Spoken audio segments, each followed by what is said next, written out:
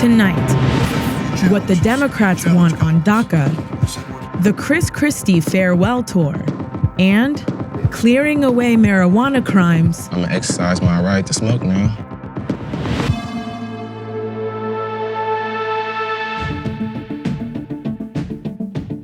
Steve Bannon is stepping down as executive chairman of Breitbart News. Bannon helped make Breitbart the top player in right-wing populist media, and Breitbart in turn helped make Bannon.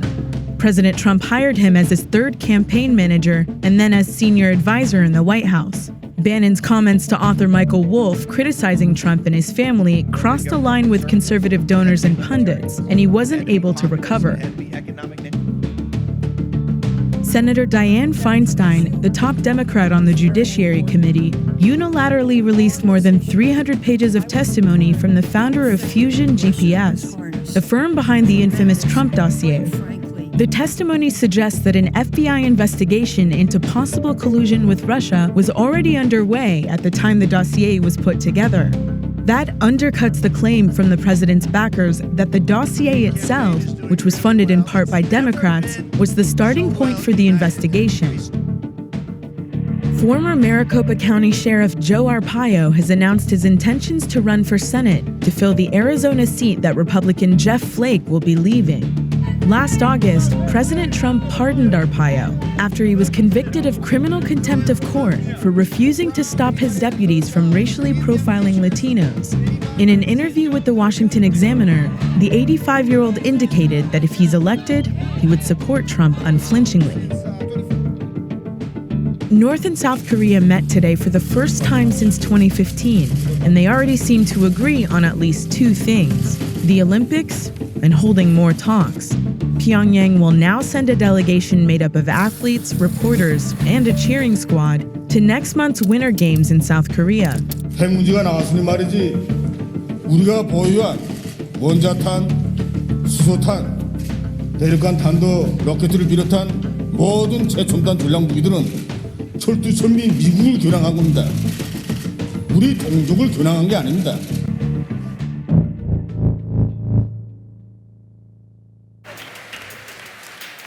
New Jersey Governor Christie gave his final State of the State address today. I'm proud to be here today to tell you that the state of our state is very good and without question, much, much better than it was 8 years ago. Christie's constituents don't seem to agree. He's leaving office with the lowest approval rating of any governor. Evan McMorris Santoro went on a road trip to figure out what happened.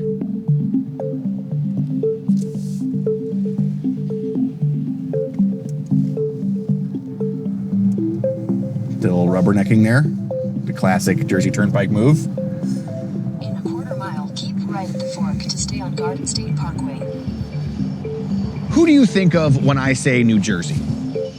It might be Bruce Springsteen, who got to start back here. Or it might be one of the biggest Bruce Springsteen fans in American history, Christie. It really wasn't that long ago that Christie was supposed to be the future of the Republican Party. Even a lot of Democrats thought he was going to be president one day. So how does a guy go from that height to one of the least popular politicians in America? We drove across New Jersey using the rise and fall of Christie's approval rating as our guide. Christie was inaugurated on January 19th, 2010. He squeaked into office after a brutal campaign against an incumbent Democrat. New Jersey was still controlled by Democrats, so Christie needed to cut bipartisan deals with them to get things done. He did, but that's not what made him a star. This is. So many middle-class teachers are spending tons of money out of their pockets to supplement the budgets that were cut so that they can buy supplies. On September 8th, 2010, an elementary school art teacher in Raritan took Christie to task over his criticisms of the state's teachers union. This was when his teacher bashing was really ramping up. It still hadn't hit the zenith yet. Yeah, you're kind of the first teacher that made that famous. Yeah. Right? Yeah. You're the Yeah.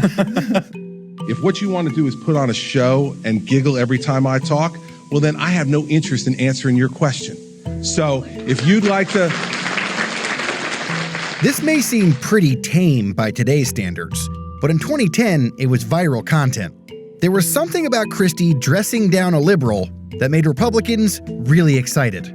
Why do you think people liked that kind of tone, that way that he acted? Well, so I much? think in New Jersey, we have a long history of that kind of mob tough guy on the waterfront, Tony Soprano, Jimmy Hoffa kind of attitude. He just kind of took that caricature and made it real life. This is still the 4th most watched Christie video on YouTube, 7 years later. The tough guy thing was really popular. Christie's approval rating started to shoot up. So it was less than 2 years after Christie won that squeaker election to become governor that Republicans were already talking about Christie for president. And it wasn't a crazy idea, but then Christie didn't do it. He didn't run. In the Capitol, Christie did a lot of things that conservatives like. He took on the big public sector labor unions. He vetoed a big minimum wage increase. And he did a lot of stuff with taxes.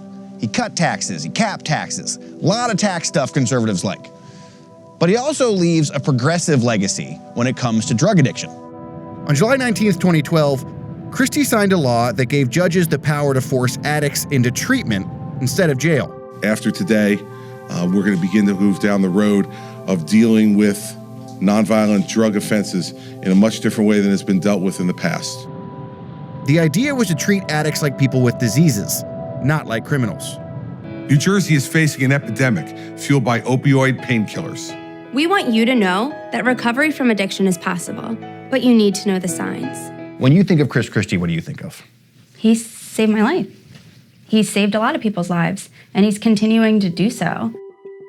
Vanessa Vitolo got drug treatment instead of jail time when she was arrested. She's not a Republican, and she says Christie's compassion on opioids is real. He's called me on my phone personally to check up on me to see how I was doing. He knows other people that have lost their lives. He reaches out to their families. He talks to addicts all the time. After he decided not to run for president, Christie was vetted to be the Republican nominee for vice president. But he didn't get that job. So he had time to turn his full attention back to New Jersey. Which was really good timing, because New Jersey was about to need a lot of attention.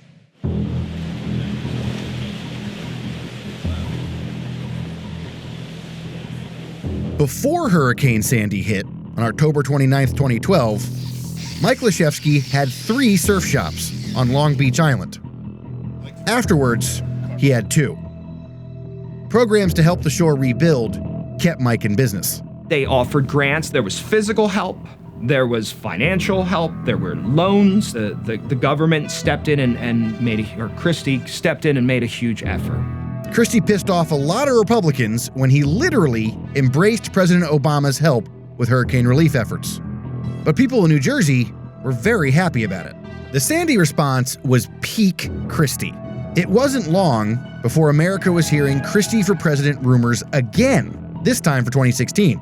But before he could run for the big job, he had to win re-election in 2013, which he did, by a lot. At this point, Christie's rise seemed unstoppable, but then he blew it. If you want to understand what happened, you gotta talk to the guy who spends his time thinking about 2 things: pasta and New Jersey politics, Nick Acacella. Governor Chris Christie, welcome to Pasta and Politics. Happy to be here. He's one of the very, very few people I've met in politics who gets the 3 essential elements of politics. He gets the policy, he gets the politics, and he gets the joke. He understands that it's a game. How does a guy go from 75% approval rating to one of the lowest approval ratings in the country? What happened? It all had to do with his running off to run for president while the wounds of the George Washington Bridge scandal fiasco had not healed. The bridge. You can't talk about Christie without talking about the bridge. A bridge that became a scandal. Bridgegate. How much of your life is about traffic on the George Washington Bridge? It's a lot of it. You know, when you're the mayor of Fort Lee, we're the host community to the busiest bridge in the world, and I would say half of my job as mayor deals with traffic either directly or indirectly. Mayor Mark Sokolich would become world famous because of Bridgegate. I called the police chief and I said, let me know what's going on because I'm about to get 100 phone calls from the public inquiring. And he called me back and said, Mayor, the answer I'm getting is this traffic jam is about you. This is the whole story. Christie supporters wanted Democrats to endorse him for re-election. And when the mayor of Fort Lee refused, they punished him by closing lanes onto the bridge. This, according to courts, is called fraud and conspiracy. We let down the people we're entrusted to serve. Christie was never directly tied to Bridgegate, but the scandal became a national obsession. Suddenly, Christie's tough guy persona didn't look so fun anymore. It looked petty and maybe even a little dangerous. By the time Christie announced he was running for president, his approval rating at home was hitting a new low. The once dream presidential candidate became an also-ran. His campaign for president is best known for how it ended, with Donald Trump's first major endorsement from the Republican establishment. Christie's last political fight as New Jersey's chief tough guy was over the state budget. Christie and Democrats weren't cutting deals like they used to. There was a government shutdown. This is Island Beach State Park. It was shut down too, and it was July, so people couldn't come to the beach here. But the governor of New Jersey can come to the beach because this is where the state gives him a free beach house.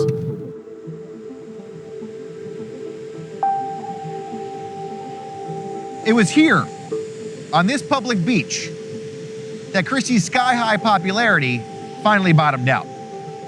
The man that just a few years ago people thought might unite everyone was now sitting alone, surrounded by the only people in New Jersey we can be sure still love him, his family.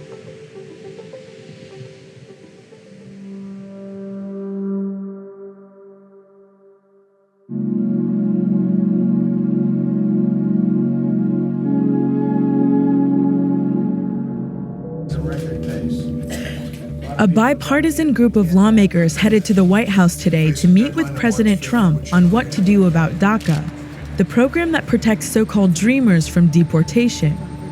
Trump waxed optimistic. I feel having the Democrats in with us is absolutely vital because this should be a bipartisan bill. This should be a bill of love, truly. But it was Trump himself who pulled the plug on DACA back in September. The young people it covers could face deportation as soon as March. Republicans offered Democrats a deal: protections for dreamers in exchange for Trump-style border security. Now, Democrats have to decide what, if anything, they're willing to compromise. Republicans say they're now willing to offer all kinds of concessions to Democrats for dreamers. Listen to all the options North Carolina Senator Tom Tillis, one of the lead GOP negotiators on a DACA deal, told me are on the table. How can you create a legal status for the DACA population? Discussion about a possible path to citizenship for that population, the timelines, when they would qualify, when they could possibly move into green card status. Done deal then. Easy, right? Not quite. Trump laid out his demands at the meeting today.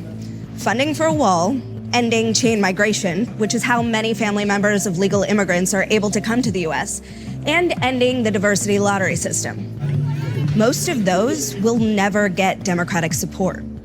Listen to Brian Schatz, a Hawaii Democratic senator, on why he opposes the wall. When they came in with their sort of wish list, including $18 billion for a physical wall, that is a waste of money, that is inhumane, and nobody thinks that's going to make us safer. So that's a non-starter. And here's the thing.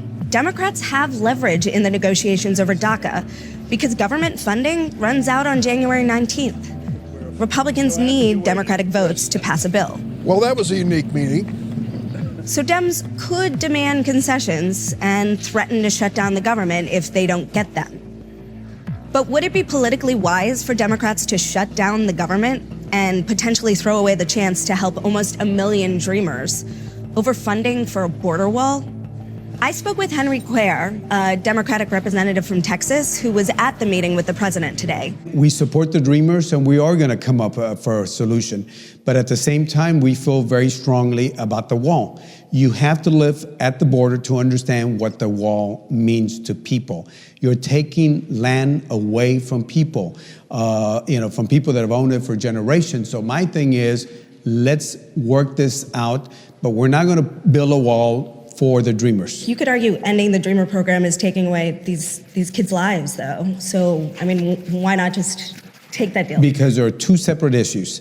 Border security, we'll be willing to do border security, but a wall is a 14th century solution to a 21st century issue that we have right now. And what would a DACA deal have to look like for Democrats? Would you want to see a pathway to citizenship? Yes. Would you just want to, okay. And if Republicans aren't on board with that? Then we can come up with a compromise. You want it ended. So those three things are paramount.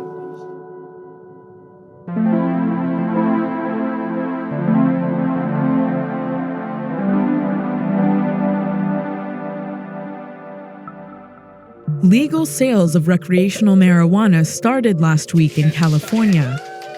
The state's citizens made that possible when they voted for Proposition 64. A measure that's one of the most radical weed laws in the U.S. That's because it not only legalizes possession and sale for people 21 and over, it allows them to retroactively and quickly clear their records of most marijuana-related crimes.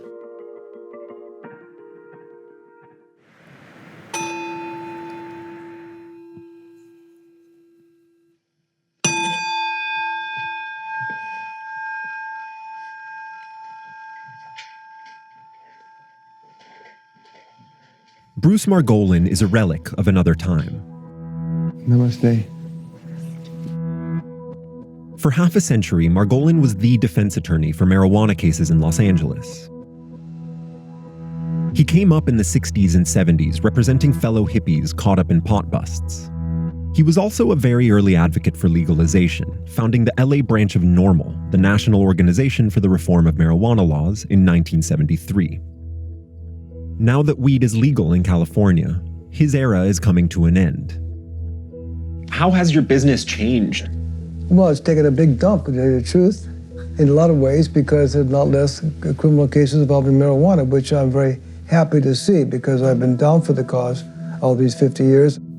Instead of helping people dodge convictions for marijuana, Margolin now spends much of his time helping them get rid of old ones under Prop 64. Could you estimate how many people's records you've been able to either clear or reduce since Prop 64 passed? Probably 50. 50? Mm-hmm. Yeah. That's not even close to a drop in the bucket. 200,000 people are eligible to reduce or clear their records in LA alone. And the number in California is close to 1 million, according to estimates from the LA County Public Defender and the Drug Policy Alliance. Most people in California think of Prop 64 as the law that made it legal to smoke weed. But it's also one of the most sweeping criminal justice reforms in recent memory. Prop 64 changes the law going forward, but it also tries to reverse some of the damage of the war on drugs by giving a potential fresh start to people with criminal convictions. Those who successfully clear their records can answer no when employers ask whether they've been convicted of a felony. They can also vote again, as well as apply for many loans and licenses. Across California, people are slowly finding out they qualify. People like Rayshawn Williams. In his 29 years, Rayshawn has been intermittently homeless, and he's gotten arrested a few times, mostly for weed. So how do you feel about the fact that you've been in and out of jail your whole life for something that now is legal all of a sudden? Oh yeah, I feel kind of offended, but I'm gonna exercise my right to smoke now. In 2014, on one of the busiest blocks in Hollywood, Rayshawn sold some weed to a confidential informant. After a few weeks in jail, he pleaded to a felony charge. Rayshawn had a prior felony for theft, but he was able to get that reduced to a misdemeanor. Now the marijuana conviction is the only felony left on his record. So what did that mean for you, getting that felony? It really kind of affected me because it was hard for me to get a job. So it's like they put a felony on you, and you probably be like, all right, it's not that bad. People, oh yeah, you got felony, they'll hire you. But the whole time, they're not gonna hire you because they see that F on your record. Like, just more of a hassle once I get a felony and being black. If you get them two, equals nothing. So it's like felony, black, 0 equals 0, you know what I mean? It's true that marijuana laws have been especially destructive to black communities. Black and white people use marijuana at the same rates. But before Prop 64, a black person in California was nearly 5 times more likely to be arrested for a marijuana felony. That means people of color disproportionately suffer the long-term consequences of a criminal record. Nick Stewart Oten, a deputy public defender in LA County, says Prop 64 is a sign of a deeper shift in American law enforcement. This is a large step towards California and hopefully the nation recognizing that there is a way to deal with drug use and drug addiction and maybe even crime without permanently stigmatizing the people who are involved in it. Now that Prop 64 is law, you won't find many people opposed to its record-clearing provisions. Police, sheriffs, and judges' associations raised no objections when we asked them. I don't think there are very many people or agencies left that think that spending time, resources, and energy prosecuting people for these marijuana-related offenses is a good use of California's money. Some other states allow people to seal, reduce, or clear certain marijuana convictions, but typically they have to wait several years to apply. In California, anyone impacted can apply right away. The challenge is actually making 1 million people aware of their new rights. County public defenders' offices and legal aid groups have been doing a lot of outreach, including hosting a series of free legal clinics around the state. That's how Rayshawn Williams is applying to get rid of his felony. On Saturday, he and his girlfriend Ashley drove over an hour to a clinic near downtown LA. Rayshawn's lawyer told him he can reduce his felony to a misdemeanor. Before, all sales cases were felonies, but now after 64, they're all misdemeanors. For marijuana, at least. Once he's finished probation for an old shoplifting charge, he can get the misdemeanor dismissed. But you will need to go ahead and just take this and drop it off at the court. Nice meeting you. Have a good one. Nice meeting you again. Bye. How does this change? How could this change your life moving forward? I don't have to look back over my shoulder no more. I should be give me more confidence that they're gonna call me, you know? That the employer is gonna call me, they just shouldn't be based off my background. So now I could just look forward, you know, 2018's been looking good, so now I'm just thinking positive vibes only, hashtag.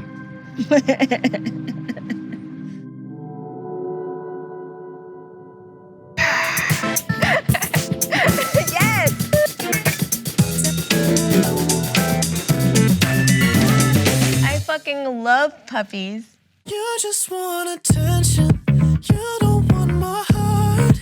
Maybe you just hate the thought of me with someone new. Yeah, it's definitely like a dancey, feel-good song. Why you gotta be such a bitch kind of song. Hey, maybe there's a reason. You just want attention, huh? Who are you talking to? I want the girl group to answer this song. I'm definitely into the sound of it, but I wish that it was just lyrically more fun for me. Why do I do this to myself? That's pretty damn lovely. Kind of harking back to the 50s girl group vibes, but with, modern sounds, and would be great in a film, I think. This would be like the beautiful, peaceful song playing while everybody's like getting shot and flying back and covered in blood. Cause I'm on top of the world. See me with the diamonds of pearl. This is super cool. I'm on top of the world. Really good, feel-good pocket that you could keep dropping into meets like performance art. It's got acting in it. I like the theatricality and the slitheriness of it. This song would probably make me think that I would be able to kick somebody's ass when in real life I actually couldn't. Black magic will save us all. So I feel very at home in this kind of a sound. Who's that? Ty Segall. Ty Segall. From Now? From Now. When I just listen to it and I vibe to it, if you told me it was a band from the 60s, I would believe you. Psyched for more of that kind of vibe and spirit to be brought into the modern time, so I think it's cool. I mean, you're gonna sing like in a trippy way about magic? We are the magic.